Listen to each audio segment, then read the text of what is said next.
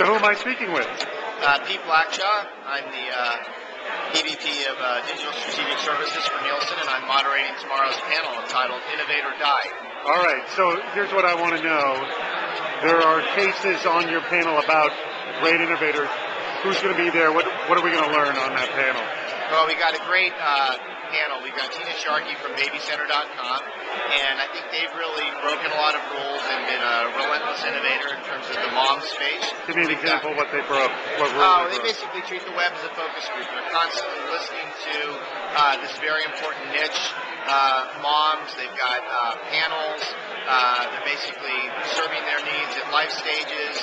They've got a really robust ad model. But again, they're extremely focused on a critical change point, and they've been able to keep up with all the trends that have wrapped around that change point, everything from digital behavior to social media, you name it. And they're still innovating at a pretty rapid pace.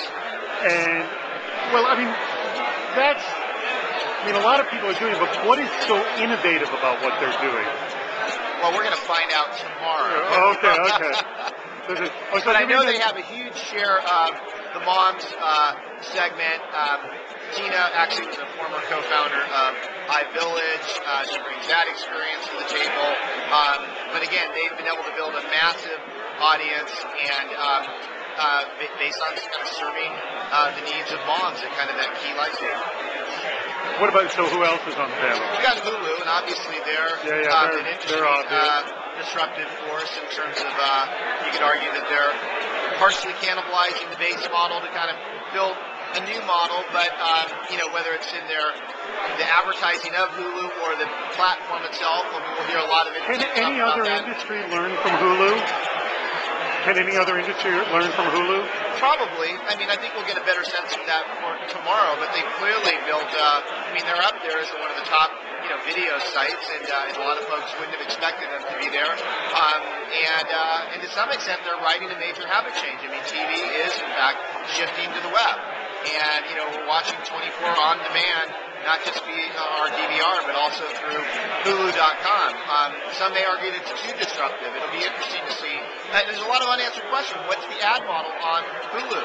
The one thing we'll hear from them is that they are testing a lot of different ad models. Some of the things that they're putting on the whiteboard and presenting to advertisers, other stuff the advertiser brings to the table. What is it going to be?